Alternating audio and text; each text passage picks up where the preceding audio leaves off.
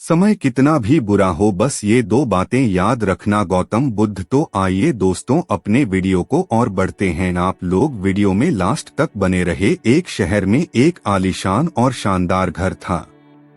वह शहर का सबसे खूबसूरत घर माना जाता था। लोग उसे देखते तो तारीफ किए बिना नहीं रह पाते। एक बार घर का मालिक किसी काम से कुछ दिनों के लिए शहर से बाहर चला गया। कुछ दिनों बाद जब वह वापस लौटा तो देखा कि उसके मकान से धुआं उठ रहा है। करीब जाने पर उसे घर से आग की लपटें उठती हुई दिखाई पड़ी। उसका खूबसूरत घर जल रहा था। वहां तमाशबीनों की भीड़ जमा थी जो उस घर के जलने का तमाशा देख रही थी।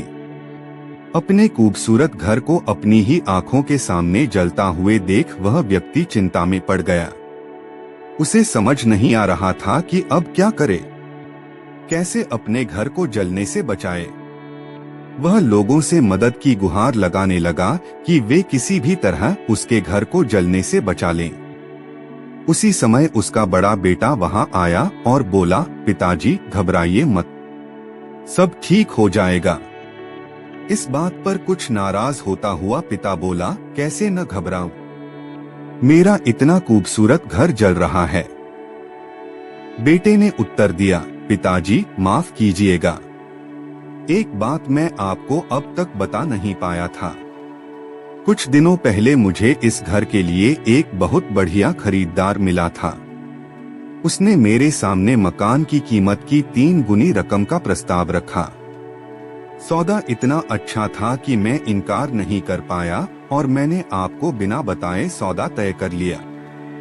ये सुनकर पिता की जान में जान आई। उसने राहत की सांस ली और आराम से यूं खड़ा हो गया जैसे सब कुछ ठीक हो गया हो। अब वह भी अन्य लोगों की तरह तमाशबीन बनकर उस घर को जलते हुए देखने लगा। तभी उसका दूसरा बेटा आया और बोला, पिताजी हमारा घर जल रहा है और आप हैं कि बड़े आराम से यहाँ खड़े होकर इसे जलता हुआ देख रहे हैं, आप कुछ करते क्यों नहीं? बेटा, चिंता की बात नहीं है, तुम्हारे बड़े भाई ने ये घर बहुत अच्छे दाम पर बेच दिया है। अब ये हमारा नहीं रहा, इसलिए अब कोई फर्क नहीं पड़ता। पिता बोला, पिताजी भैया ने सौदा तो कर दिया था, लेकिन अब तक सौदा पक्का नहीं हुआ है। अभी हमें पैसे भी नहीं मिले हैं। अब बताइए, इस जलते हुए घर के लिए कौन पैसे देगा? यह सुनकर पिता फिर से चिंतित हो गया और सोचने लगा कि कैसे आग की लपटों पर काबू पाया जाए। वह फिर से पास खड़े लोगों से मदद की गुहार लगाने लगा। तभी उसका तीसरा बेटा आया और बोला, पिताजी घबराने की सच में कोई बात नहीं है। मैं अभी उस आदमी से मिलकर आ रहा हूँ जिससे बड़े भाई ने मकान का सौदा किया था। उसने कहा है कि मैं अपनी जुबान का पक्का हूँ। मेरे आदर्श कहते हैं कि चाहे जो भी हो जाए अपनी जुबान पर कायम रहना चाहिए। इसलिए अब जो हो जाए, ज़बान दी है तो घर जरूर लूंगा और उसके पैसे भी दूंगा। पिता फिर से चिंता मुक्त हो गया और घर को जलते हुए देखने लगा। सीख मित्रों, एक ही परिस्थिति में व्यक्ति का व्यवहार भिन्न भिन्न हो सकता है और यह व्यवहार उसकी सोच के कारण होता है। उदाहरण के लिए जलते हुए घर के मालिक को ही लीजिए। घर तो वही था जो जल रहा था, लेकिन उसके मालिक की सोच में कई बार परिवर्तन आया और उस सोच के साथ उसका व्यवहार भी बदलता गया। असल में जब हम किसी चीज से जुड़ जाते हैं तो उसके छिन जाने पर या दूर जाने पर हमें दुख होता है, लेकिन यदि हम किसी चीज को खुद से अलग कर देखते हैं तो एक अलग सी आजादी महसूस करते हैं और दुख हमें छूता तक नहीं है। इसलिए दुखी होना और ना होना पूर्णतः हमारी सोच और मानसिकता पर निर्भर करता है। सोच पर नियंत्रण रखकर या उसे सही दिशा देकर हम बहुत से दुख, खून और परेशानियों से न सिर्फ बच सकते हैं बल्कि जीवन में नई ऊंचाइयां भी प्राप्त कर सकते हैं। समय कितना भी बुरा हो, बस ये दो बातें याद रखना। एक बार एक बहुत ही दुखी व्यक्ति एक महात्मा के पास आकर कहता है, मैं अपने जीवन से बहुत दुखी हूँ। मैं अपनी बीवी, बच्चों और अपने परिवार को भी खुश नहीं रख सकता। मैं अपने लिए भी कुछ नहीं कर पा रहा। कभी कभी तो मुझे अपनी जिंदगी को खत्म कर देने के भी ख्याल आते हैं। आप इतनी साधनाएं करते हैं, इतनी तपस्या करते हैं, क्या आप मुझे कोई ऐसा मार्ग बता सकते हैं जिससे मैं अपने बुरे वक्त से बाहर आ सकूं? मेरा बहुत बुरा समय चल रहा है। 2 वक्त की रोटी का इंतजाम करना भी मेरे लिए बहुत मुश्किल हो गया है। अब आप ही बताइए कि ऐसे वक्त में मैं जिंदा रहूं तो कैसे रहूं? कैसे अपने परिवार को खुश रहूं? कृपया करके कोई साधारण सा तरीका बताने की अनुकंपा करें ताकि मैं आसानी से समझ सकूं, क्योंकि मैं बहुत पढ़ा लिखा नहीं हूं। अगर आप बड़ी बड़ी ज्ञान की बातें करेंगे तो शायद मैं कभी समझ भी नहीं पाऊंगा। ये सुनकर महात्मा ने मुस्कुराते हुए कहा कि तुम एक काम कर सकते हो मेरा। उसने सामने की तरफ इशारा करते हुए कहा कि उस ऊंची पहाड़ी पर एक मंदिर है और उस मंदिर के पास चींटियां का एक घर है जहां पर हजारों चींटियां रहती हैं। तुम्हें सुनने में बड़ा अजीब लगेगा, लेकिन वो चींटियां उस मंदिर की जमीन को खराब कर देती है। उस मिट्टी की उपजाऊ शक्ति वो खत्म कर देती है, जिसके कारण वहां पर कोई भी पेड़ या कोई भी घास पनप नहीं पाती है। तुम मेरा एक काम करो, उसके बाद मैं तुम्हें तुम्हारे सवालों के जवाब दूंगा।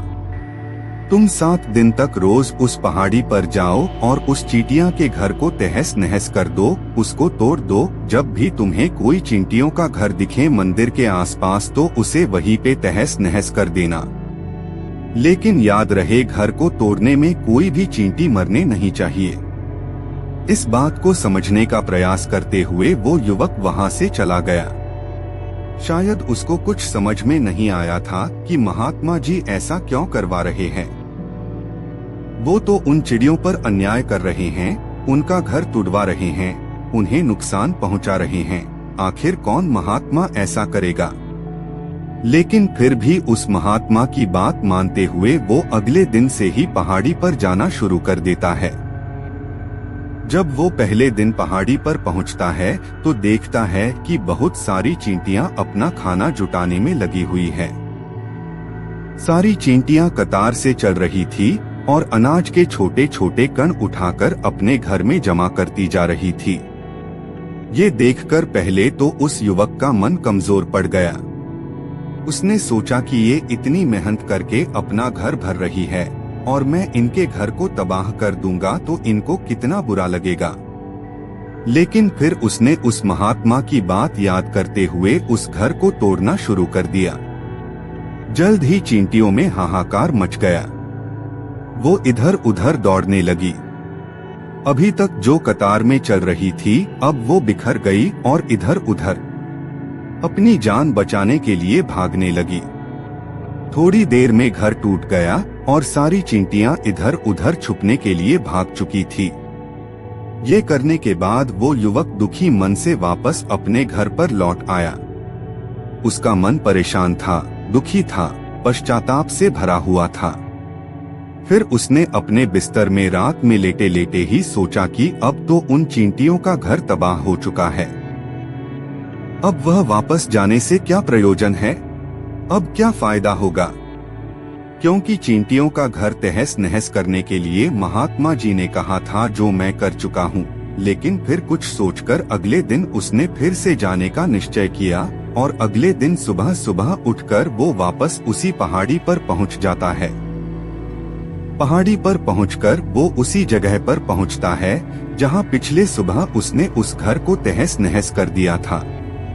लेकिन वो ये देखकर चौंक जाता है कि उन चींटियों ने फिर से अपना घर उसी जगह पर बना लिया था और अब वो फिर से अपने घर के लिए सामान इकट्ठा करने में जुटी हुई थी। उस आदमी को देखकर लगा कि ये चींटियां कितनी मूर्ख है। इनको पता है कि कल ही इनका घर इसी जगह पर तबाह किया गया है और उसी जगह पर उन्होंने अपना नया घर भी बना लिया। और ये सोचकर वो आदमी हंसने को हुआ, लेकिन फिर से महात्मा की बात याद करते हुए उसने उन चींटियों का घर फिर से तबाह करना शुरू कर दिया। फिर से उन चींटियों में हलचल मच गई और थोड़ी देर में वो चींटियां इधर उधर अपनी जान बचाने के लिए भागने लगी। कुछ ही देर में उनका घर फिर से नष्ट हो गया और वो युवक थोड़ा संतोष के भाव से कि इस बार तो मैंने अच्छी तरह से उस घर को तबाह कर दिया है। अब तो वो चिड़िया यहाँ पर अपना घर बना ही नहीं पाएगी। इसीलिए जाने से पहले उसने उस घर पर ठंडा पानी भी डाल दिया ताकि चींटियां वहाँ पर अपना घर न बना सके। और इस तरह अपना कर्म पूरा करके वो युवक फिर से अपने घर लौट आया। आज रात में सोते वक्त फिर से वो इंसान यही सोच रहा था कि क्या महात्मा ये सही काम करवा रहे हैं। क्या किसी का घर तबाह करना किसी सिद्ध पुरुष को शोभा देता है? क्या हो अगर वो महात्मा सिद्ध पुरुष हो ही ना? क्या होगा अगर वो मुझे बेवकूफ बना रहे हों?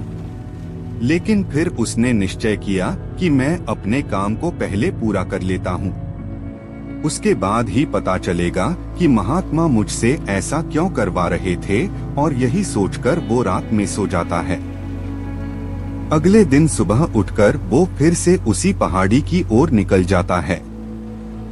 पहाड़ी पर पहुंचकर वो उसी जगह पर पहुंचता है जहां पर उसने उनके घर को तबाह कर दिया था। और वो ये देखकर खुश हो जाता है कि वहां पर कोई भी घर नहीं था। सारी चींटियां वहां से भाग चुकी थी। अब उसने सोचा कि अब मेरा रोज रोज आने का क्या प्रयोजन, क्योंकि चींटियां तो अपना घर बदल चुकी है और महात्मा जी ने मुझे 7 दिन आने के लिए कहा था, लेकिन आज तो तीसरा ही दिन है। अब बाकी 4 दिन वापस आने का क्या प्रयोजन। और यही सोचकर उसने निश्चय किया कि यहाँ से वो सीधा उसी महात्मा के पास जाएगा और उनको ये सारी खबर बता देगा। जब वो वापस मुड़कर उस पहाड़ी से उस महात्मा की कुटिया की तरफ जाने लगा तो उसने देखा तो अचानक उसकी नजर एक और घरौंदे पर पड़ी जो कि चींटियों का ही बनाया हुआ था। मतलब कि वो घरौंदा चींटियों ने ही बनाया था और अब वो चींटियां नए घर में वास कर चुकी थी। ये नया घर उनके पुराने घर से थोड़ी ही दूरी पर था और जब उसी युवक की नजर उस घरौंदे पर पड़ी तो उसने सोचा कि शायद महात्मा को पता था कि ये चींटियां अपना घर यहाँ से बदलकर किसी दूसरी जगह पर बना लेगी, इसीलिए उन्होंने मुझे 7वें दिन आने के लिए कहा था। और ये विचार करके वो उसका नया घर भी तोड़ने के लिए पहुंच जाता है। जब वो वहां पहुंचा तो चींटियां उसी तरह अपने कार्य में लगी हुई थी। वो अपने लिए खाना इकट्ठा कर रही थी और अपने घर में जमा करती जा रही थी जो पुराना घर टूटा था। वहां भी अनाज के कारण बचे हुए थे और चींटियां वहां से भी अनाज इकट्ठा कर करके वापस अपने नए घर में ला रही थी। अब यहाँ पर फिर से युवक का मन थोड़ा कमजोर पड़ गया, क्योंकि वो खुद भी कमजोर था, खुद भी वक्त का मारा हुआ था। इसीलिए उसके मन में उन चींटियों के प्रति दया का भाव उमड़ रहा था। उनके ऊपर उसे दया आ रही थी। वो चाहता था कि उनकी मदद करे, लेकिन वो उल्टा उनको नुकसान पहुंचा रहा था। लेकिन उस महात्मा की बात को याद करते हुए उसने फिर से उस घर को तोड़ने का निश्चय किया और उसने इस बार बड़ी ही सावधानी के साथ बिना किसी चींटी को कोई नुकसान पहुंचाए वो घर तबाह करना शुरू कर दिया। वक्त थोड़ा ज्यादा लगा, क्योंकि किसी भी चींटी को नुकसान न पहुंचाने की शर्त महात्मा ने पहले ही रखी थी। इसीलिए उसको बड़ी सावधानी के साथ उन घरों को तबाह करना था। लेकिन आखिरकार उसने उस घर को भी तबाह कर दिया और उस घर को तबाह करने के बाद वो बड़े ही दुखी मन से, इस बार वो पहले से भी ज्यादा दुखी था, क्योंकि उसने उनका नया घर भी तोड़ दिया था। वो उन चींटियों को बसने ही नहीं दे रहा था और वो अब अपने आप को शैतान या दानव समझने लगा था। लेकिन फिर भी उस महात्मा की बात को मानते हुए वो अपने घर पर दुखी मन से वापस आ गया। रात में सोने से पहले एक बार उसने फिर से सोचा कि मैं कितना बड़ा शैतान हूँ, कितना बड़ा दानव। पुराना घर तो छोड़ो, मैं उन चींटियों को कहीं भी बसने के लिए कोई जगह ही नहीं दे रहा हूँ। वो चींटियां मेरे बारे में क्या सोचती होंगी? वो कितना दुत्कारती होंगी उस परमात्मा को जो मेरे द्वारा ये काम करवा रहा है। लेकिन फिर भी उसने अगले दिन जाने का निश्चय किया और अगले दिन सुबह सुबह वो फिर से वहां पर पहुंच गया। वो ये देखकर फिर से आश्चर्यचकित रह जाता है कि इस बार चींटियों ने एक और नई जगह पर अपना घर बना लिया था। तो पहले से भी ज्यादा ऊर्जा के साथ काम कर रही थी और उन्होंने एक रात में पहले से भी बड़ा घर बना लिया था और अब वो फिर से अपना अनाज और खाना इकट्ठा करने में जुटी हुई थी। ये देखकर उस आदमी को लगा कि ये चींटियां किस मिट्टी की बनी हुई है। मैं इनको बार बार यहाँ से भगाने की कोशिश कर रहा हूँ और ये वहीं पर अपना घर बना लेती है। क्या इनको पता नहीं है कि मैं इन्हें यहाँ पर कभी भी बसने नहीं दूंगा? ये चींटी है, दिखने में इतनी छोटी है, लेकिन फिर भी ये मुझसे हार नहीं मान रही है। बड़ी ताज्जुब की बात है और इस बार उसने गुस्से में उस घर को तहस नहस करना शुरू कर दिया। लेकिन इस बार तहस नहस करते हुए कुछ चींटियां वहीं पर मर गई, उसके पैरों तले कुचल दी गई। कुचलने के बाद जब वो अपने अहंकार से बाहर आया तो उसने देखा कि गुस्से में उसने उन चींटियों को कितनी क्षति पहुंचा दी है। उसका मन पश्चाताप से भर गया और वो रोता हुआ अपने घर की तरफ बढ़ गया। रात में सोते वक्त उसने सोचा कि मैं उन चींटियों पर बहुत ज्यादा अत्याचार कर रहा हूँ, अब इससे ज्यादा अत्याचार में नहीं कर पाऊंगा। और यही सोचकर वो अगले दिन उन चींटियों के लिए अपने घर से थोड़ा आटा लेकर उसी पहाड़ी पर पहुँच जाता है। आज उसके मन में उन चींटियों के प्रति श्रद्धा का भाव था, दया का भाव था। आज वो उनकी मदद करना चाहता था और जब वो वहाँ पर पहुँचा तो चींटियां फिर से अपने नए घर को बनाने में जुटी हुई थी। उसने बड़ी ही करुणा के साथ उन चींटियों को अपना लाया हुआ आटा खिलाया और अगले 3 दिनों तक वो ऐसा ही करता रहा। वो रोज सुबह जाता और उन चींटियों को अपने हाथों से आटा खिलाता।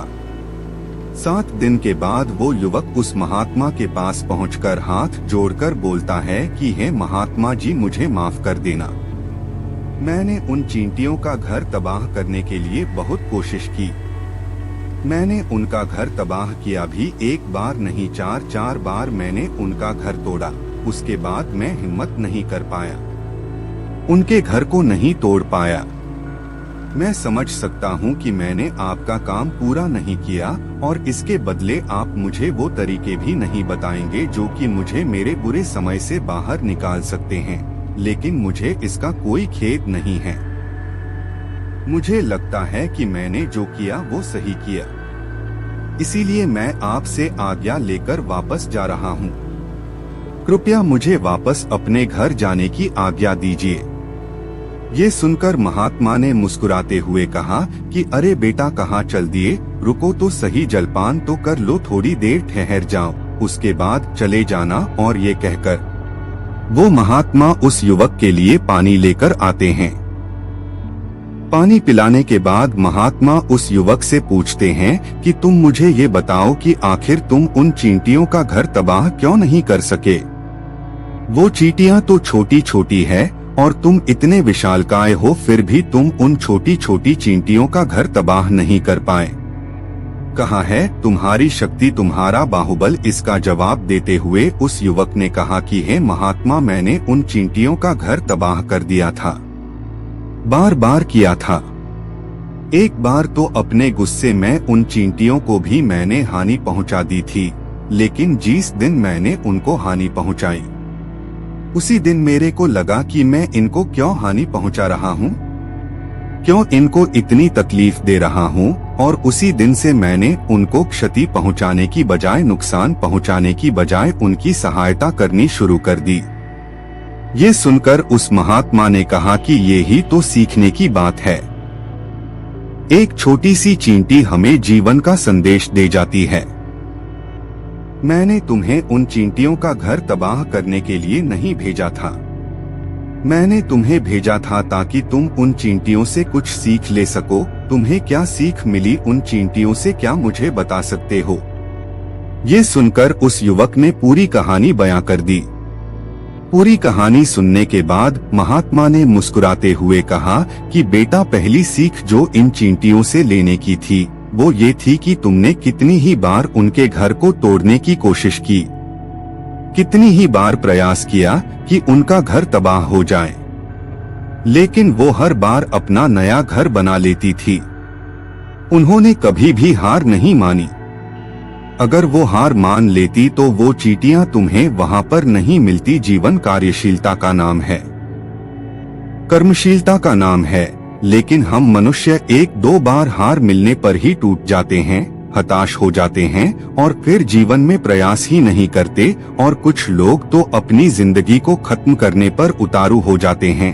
लेकिन जानवरों में तुमने एक बात देखी होगी कि वो अपना जीवन खुद से, स्वयं से कभी खत्म कर ही नहीं सकते हैं।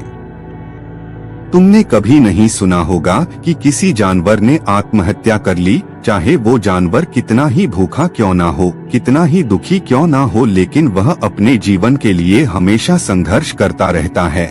लेकिन वहीं पर दूसरी तरफ हम मनुष्य एक दो बार हताश होने पर ही अपना जीवन खत्म कर लेते हैं।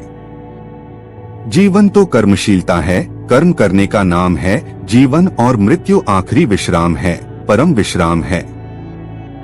इसीलिए मृत्यु से पहले कर्म करना कभी मत छोड़ना, क्योंकि मृत्यु के बाद तो तुम परम विश्राम में चले ही जाओगे। तो उससे पहले कर्म करना क्यों छोड़ रहे हो?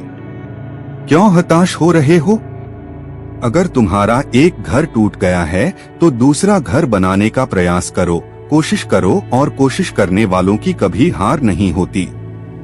ये तुम उन चींटियों से देख चुके हो। देखने में तुमसे कितनी छोटी है वो चींटियां और तुम इतने बड़े हो, लेकिन उनका मन तुम्हारे मन से इतना बड़ा है, इतना विशाल है, इतना दृढ़ संकल्प ही है कि इतनी बार घर टूटने पर भी उन चींटियों ने कभी हार नहीं मानी। दूसरी सीखी यहाँ से लेने की थी वो ये थी कि जब भी हमारे ऊपर बुरा समय आता है, हमें लगता है कि ये समय कभी नहीं जाएगा, ये समय मेरे जीवन को बर्बाद कर देगा, मुझे कभी नहीं जीने देगा, और अपने इन्हीं ख्यालों से, अपने इन्हीं विचारों से, जिनका असलियत में कोई भी अस्तित्व नहीं है, वो सिर्फ विचार है, और वही विचार हमारे मन को दुखी कर देते हैं और इसीलिए हम प्रयास करना भी छोड़ देते हैं। लेकिन तुम खुद सोचो कि बार बार प्रकृति हमें क्षति पहुंचाएगी, नुकसान पहुंचाएगी, लेकिन कब तक पहुंचाएगी? अगर हम बार बार फिर से उठ के फिर से नया प्रयास करते रहेंगे तो प्रकृति भी हमारे सामने